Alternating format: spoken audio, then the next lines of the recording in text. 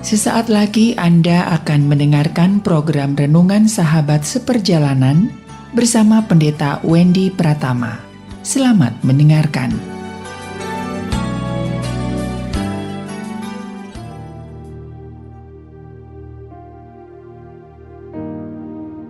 Selamat berjumpa kembali dalam layanan audio Sahabat Seperjalanan. Hari ini adalah hari Sabtu 25 Februari 2023.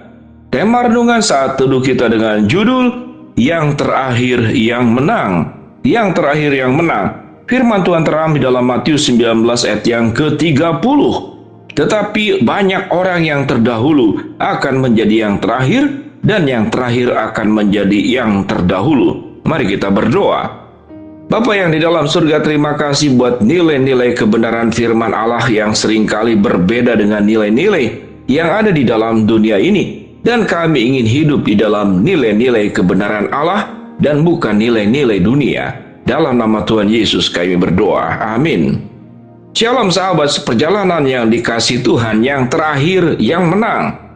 Ada kalimat yang diucapkan dalam doa pembukaan tadi, nilai-nilai dunia dan nilai-nilai Allah. Nilai-nilai dunia adalah temanya yang paling depan yang menang, yang terakhir yang kalah. Namun di dalam kebenaran firman Allah, yang terakhir adalah yang menang. Itu yang firman Tuhan katakan pada ayat 30 dalam pasal 19 dalam Injil Matius. Tetapi banyak orang yang terdahulu akan menjadi yang terakhir, dan yang terakhir akan menjadi yang terdahulu. Kita lihat tentang konsep kemenangan di dalam pemahaman dunia dan konsep kemenangan di dalam terang kebenaran firman Allah. Konsep kemenangan di dalam dunia adalah seseorang dianggap menjadi hebat dan berhasil kalau dia menjadi raja dan duduk di atas tahta. Namun, di dalam konsep kasih Allah dan rencana keselamatannya, bahwa keberhasilan karya keselamatan Kristus bukanlah duduk di atas tahta kerajaan, tapi mati di atas kayu salib. Sehingga sangat sulit untuk sebagian bangsa Israel untuk bisa memahami bahwa kemenangan itu adalah justru terjadi di atas kayu salib, di mana Yesus mati untuk menyucikan, menghapuskan segala dosa-dosa dan salah kita. Bagaimana mungkin Allah yang kita sembah adalah Allah yang seakan-akan tidak berdaya tersalibkan di atas kayu salib? Namun sesungguhnya sahabat seperjalanan, kalau kita belajar menyimak secara mendalam, di sanalah kemenangan dan kehebatan daripada Allah di dalam memenangkan peperangan. Karena memenangkan peperangan di dalam konsep karakter Allah, bukan berapa banyak orang yang meninggal yang dikalahkan, tapi berapa banyak orang yang diselamatkan daripada kematian kekal. Itulah konsep kemenangan. Sehingga Yesus memiliki sebuah kerelaan dan kasih yang tanpa batas. Dengan kerelaannya mati di atas kayu salib untuk menebus semua manusia berdosa. Itulah yang disebut dengan kemenangan. Yang terakhir yang menang. Kalau berbicara tentang karakter, kalau kita melihat orang ada dalam antrian, maka biasanya yang berlomba-lomba paling depan, sudah paling depan selap-selip dalam antrian, dan dia merasa, hore, saya adalah yang paling depan. Secara urut antrian betul dia paling depan, namun secara susunan karakter, maka karakter dialah yang paling buruk dan paling terbelakang. Sementara mereka yang mengalah, yang tidak mempermasalahkan orang yang menyabot antrian, maka dialah justru yang memiliki karakter terdepan.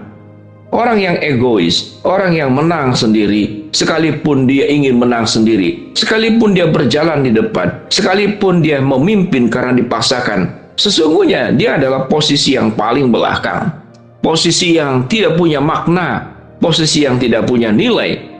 Sehingga disinilah perbedaan antara nilai-nilai yang diajarkan kebenaran firman Allah dan nilai-nilai yang diajarkan oleh keberdosaan manusia. Kalau yang diajarkan oleh kebenaran firman Tuhan, apa yang firman Tuhan katakan? Tetapi banyak orang yang terdahulu akan menjadi yang terakhir, dan yang terakhir akan menjadi yang terdahulu. Dengan gambaran keteladanan yang dilakukan oleh Kristus, tinggalkan surga, datang ke dalam dunia, mati di bukit Golgota di atas kayu salib. Itulah sebuah kemenangan. Kemenangan untuk bisa mengendalikan dirinya untuk tidak menjadi egois.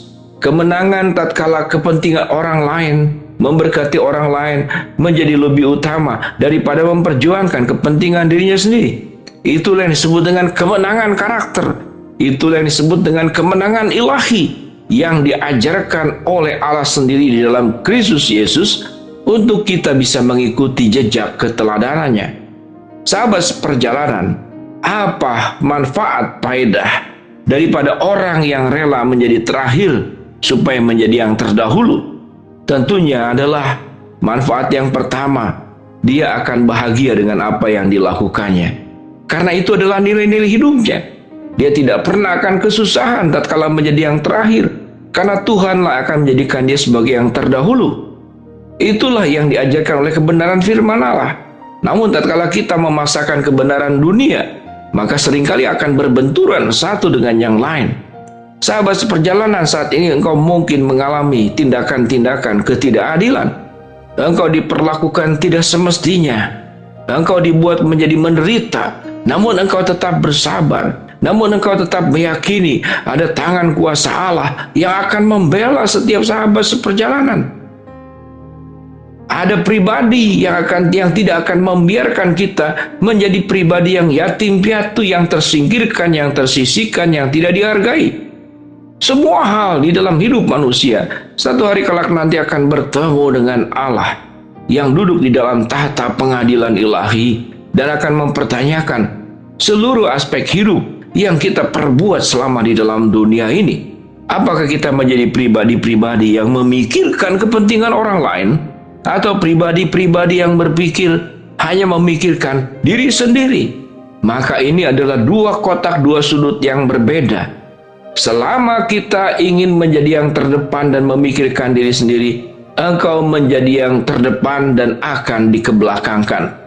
Tatkala kita menjalankan kebenaran firman Allah, menghayatinya dan melakukannya, mewujudkannya, maka kita akan menjadi orang yang menang karena kita rela membiarkan diri sebagai bagian yang terakhir. Yang terdahulu itu berarti yang terakhir itu adalah orang-orang yang biasanya secara umum mereka yang kalah, mereka yang pecundang. Tetapi orang-orang yang menjadi pemenang dalam terang kebenaran firman Allah, mereka bukan kelompok yang kalah, tapi kelompok yang mengalah. Sahabat seperjalanan, apa bedanya kalah dan mengalah? Kalau kalah itu real, memang kalah. Kalau mengalah itu, kalau engkau berjuang bertempur pun engkau bisa menang. Namun engkau tidak memaksakan kemenangan itu, kalau kemenangan yang diraih itu tidak sesuai dengan kebenaran firman Allah, sehingga kita melakukan mengalah, bukan kalah. Menjadi orang percaya terkadang kita perlu memiliki sebuah kerendahan hatian. Tidak selalu harus menjadi orang yang terdepan dalam kehidupan ini. Tatkala kehidupan ini kita jalankan sesuai dengan kebenaran firman Allah, kita melakukan apa yang diperintahkan oleh Allah, menghindari apa yang dilarang oleh Allah, dan kita rela menjadi apapun dan menjadi siapapun demi Tuhan dimuliakan, demi banyak orang yang bisa terberkati. Maka kita menjadi pribadi yang firman Tuhan katakan kita menjadi yang terdahulu dan bukan sebagai yang terakhir. Biarlah sahabat seperjalanan bisa memahami kebenaran firman Allah ini dengan baik. Mari kita berdoa. Bapa yang di dalam surga, hamba berdoa buat sahabat seperjalanan yang sedang sakit, Tuhan jamah sembuhkan.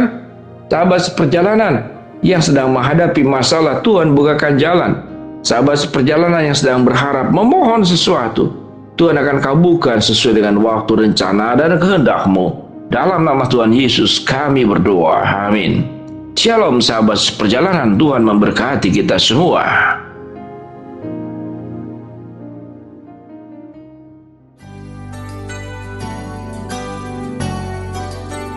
Anda baru saja mendengarkan program Renungan Sahabat Seperjalanan bersama Pendeta Wendy Pratama. Terima kasih atas perhatian Anda. Tuhan Yesus memberkati.